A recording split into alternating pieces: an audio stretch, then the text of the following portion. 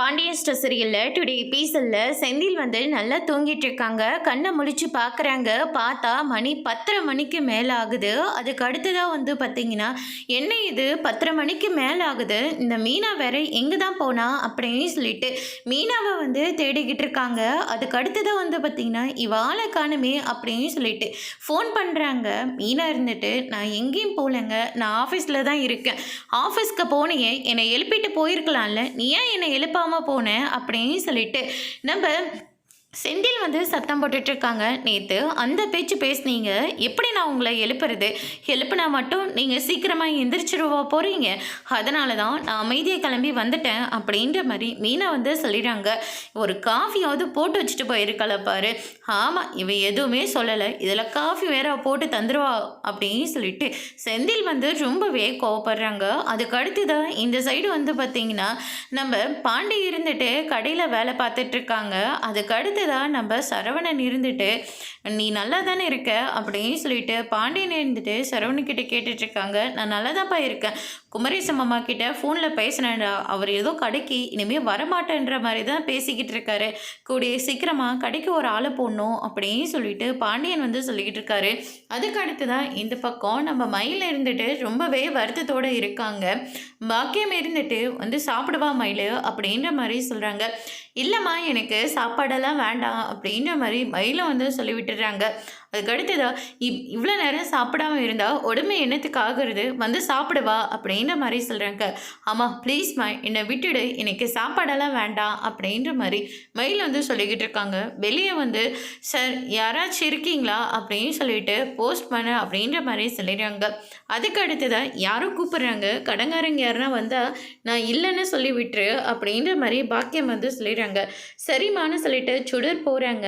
யார் வேணும் அப்படின்னு சொல்லிட்டு கேட்கவும், தங்கமயில் இருக்காங்களா, அவங்களுக்கு கோர்ட்டில் இருந்து நோட்டீஸ் வந்திருக்கு அப்படின்ற மாதிரி சொல்லிடுறாங்க. அவங்க தான் கையெழுத்து போட்டு வாங்கணும் அப்படின்ற மாதிரி சொல்லிடுறாங்க.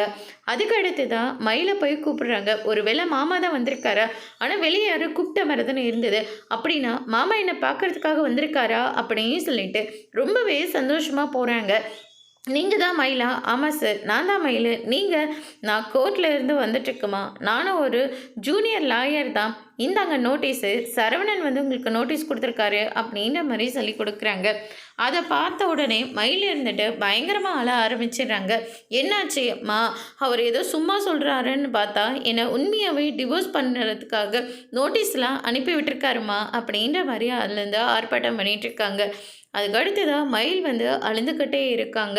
அதுக்கடுத்து தான் வந்து பார்த்திங்கன்னா, இந்த பக்கம் நம்ம சரவணன் இருந்துட்டு, அப்பா உங்ககிட்ட நான் ஒரு முக்கியமான ஒரு விஷயம் சொல்லணும் அப்படின்ற மாதிரி சொல்கிறாங்க. சொல்லுடா அப்படின்னு சொல்லிட்டு பாண்டியன் வந்து கேட்டுட்ருக்காங்க. கதிரும் கடைக்கு வராங்க. இந்தாங்க டீ குடிச்சிட்டு வேலை பார்க்கலாம் அப்படின்னு சொல்லிட்டு டீ எல்லாம் ஊற்றி கொடுக்குறாரு. அதுக்கடுத்து தான் வந்து பார்த்திங்கன்னா, நானும் இங்கே கடையில் வேலை பார்க்குறேன் அப்படின்ற மாதிரி சொல்கிறீங்க.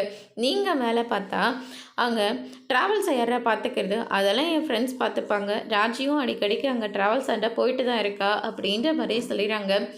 இங்கே பாரு, நான் சொல்கிறது என்ன ப்ளீஸ்ப்பா, நானும் இங்கே கடையில் வேலை பார்க்குறேனே அப்படின்ற மாதிரி வந்து சொல்லி விட்டுறாங்க. அதுக்கு அடுத்து தான் வந்து பார்த்தீங்கன்னா, அப்பா நான் ஒரு முக்கியமான ஒரு விஷயம் சொல்லணும். சொல்லுடா, என்ன விஷயம்? உங்ககிட்ட இனிமேல் எல்லாத்தையும் கேட்டு தான் நான் செய்யணும்னு இருந்தேன். ஆனால் இந்த ஒரு விஷயத்த உங்ககிட்ட சொன்னால் எங்கே நீங்கள் என்னோடய மனசை மாற்றிடுவீங்களோன்னு பயந்துக்கிட்டு நான் இதை உங்ககிட்ட நான் சொல்லவே இல்லை. நான் மயிலை டிவோர்ஸ் பண்ணுறதுக்காக கோர்ட்டில் இருந்து நான் நோட்டீஸ் அனுப்பி விட்டுட்டேன்ப்பா அப்படின்ற மாதிரி சொல்லிடுறாங்க. இல்லைப்பா, எனக்கு அவள் வேண்டாம், அவள் முகரை பார்க்கக்கூட எனக்கு சுத்தமாக பிடிக்கவே இல்லை, அவளை பற்றி நினச்சா கூட எனக்கு அம்பட்டு கோவம் வந்துட்டுருக்குப்பா, வேண்டாம்ப்பா, எனக்கு அவள் வேணவே வேண்டாம் அப்படின்ற மாதிரி சொல்லிடுறாங்க. எனக்கு புரியுதுடா, ஆனால் இருந்தாலையும் அப்படின்ற மாதிரி சொல்கிறாங்க. ப்ளீஸ்ப்பா, இதுக்கு மேலே என்னை வேண்டாம் எதுவும் சொல்லிடாதீங்க, அப்படி எனக்கு அவள் கூட வாழ பிடிக்கல அண்ணன், எல்லாத்தையும் அவசரமாக முடிவு எடுக்கணுமா, நான் அவசரப்படாமல் இருந்தால் நான் வேறு ஏதாச்சும் பண்ணி போனோன்னு எனக்கு ரொம்ப பயமாக இருக்குது அப்படின்னு சொல்லிட்டு கேட்டுட்ருக்காங்க.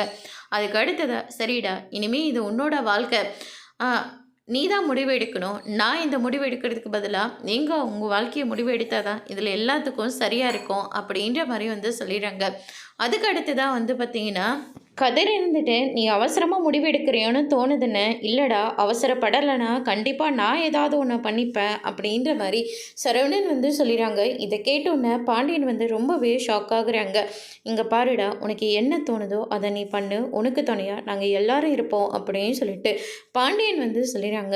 "என் வாழ்க்கையே முடிஞ்சு போச்சாம்மா, அவ்வளோதானா? நம்ம பொய் சொல்லியிருக்கோன்னு சொல்லி அவங்க நோட்டீஸ் விட்டுருக்காங்கம்மா." அப்படின்ற மாரி சொல்லிறாங்க. "பொய் சொல்லியிருக்கோம், பொய் சொல்லியிருக்கோம்னா என்னத்த பொய் சொல்லியிருக்கோம்? ஏதோ குடும்ப கஷ்டத்துக்காக பொய் சொன்னோம். அதுக்காக இப்ப வீட்ட விட்டு வெளிய அனுப்பிச்சுட்டாங்க. இப்ப வேண்டவே வேண்டான்னு சொல்லி டிவோர்ஸ் நோட்டீஸ் அனுப்பியிருக்காங்க. இனிமே இத நான் சும்மாவே விட போறதில்ல. வாயா போலாம்." அப்படின்னு சொல்லிட்டு அவங்க ஹஸ்பண்ட கூட்டிக்கிட்டு நேரா போலீஸ் ஸ்டேஷனுக்கு போறாங்க. மாணிக்கம் இருந்துட்டு, "பாக்கியம், இங்க எதுக்காக வந்திருக்கோம்?" அப்படின்னு சொல்லிட்டு கேட்கவும், "இங்க தான்யா நமக்கு சரியான நியாயம் கிடைக்கும்." அப்படின்னு சொல்லிட்டு, "ஐயய்யோ! என் பொண்ணோட வாழ்க்கையே போச்சே. கஷ்டப்பட்டு என் பொண்ணுக்கு நான் கல்யாணம் பண்ணி வச்சேன். இப்ப என் பொண்ணோட வாழ்க்கையே போச்சே!" அப்படின்னு சொல்லிட்டு ஆர்ப்பாட்டம் பண்ணிட்டுருக்காங்க. அதுக்கு அடுத்ததா இன்ஸ்பெக்டர் வந்து, "என்னாச்சுங்க?" அப்படின்னு சொல்லிட்டு கேட்கவும், "என் பொண்ணுக்கு நாங்க 80 சவரன் நகைய போட்டு ஆஹா ஓஹோன்னு கல்யாணம் பண்ணி வச்சோம். அந்த குடும்பம் ரொம்ப நல்ல குடும்பம்னு பார்க்குறவங்க எல்லாரும் சொன்னாங்க. அதனால தான் நாங்க கல்யாணமே பண்ணி வச்சோம். ஆனா கடைசியில நாங்க குடுத்த வரதட்சணை பத்தல." அப்படின்னு சொல்லிட்டு, இப்ப என் பொண்ண அடிச்சு கொடுமை பண்ணி வீட்ட விட்டு வெளிய துரத்திட்டாங்க. அதுக்கான சாட்சியும் எங்ககிட்ட இருக்கு." அப்படின்னு சொல்லிட்டு ஒரு வீடியோ வந்து காட்டுறாங்க. அத போலீஸ் பார்த்த உடனே, "சரி, நீங்க கம்ப்ளைண்ட் குடுத்துட்டு போங்க. நாங்க பார்த்துக்குறோம்." அப்படின்னு சொல்லிட்டு பாக்கியம் இருந்துட்டு கம்ப்ளைண்ட் போய் குடுக்குறாங்க. வீட்ல இருக்கிற அரசி, ராஜி, கோமதி, குழலி, கதிர், செந்தில்னு சொல்லிட்டு எல்லார் பேர்லயும் கம்ப்ளைண்ட் வந்து குடுத்துட்ருக்காங்க. "என் பொண்ணுக்கு நீங்க தான் ஒரு நல்ல தீர்ப்பு குடுக்கணும். அவங்க கூட எப்படியாவது என் பொண்ண சேர்த்து வச்சுருங்க." அப்படின்னு சொல்லிட்டு பாக்கியம் வந்து போலீஸ்கிட்ட வந்து சொல்லிக்கிட்டு இருக்காங்க. அதோட இன்னைக்கான எபிசோட் முடிச்சிருக்காங்க. இனி பாண்டியன் ஸ்டோர் சீரியல்ல அடுத்தடுத்து என்னெல்லாம் நடக்க போகுதுன்றத வெயிட் பண்ணி பார்க்கலாம். Thank you.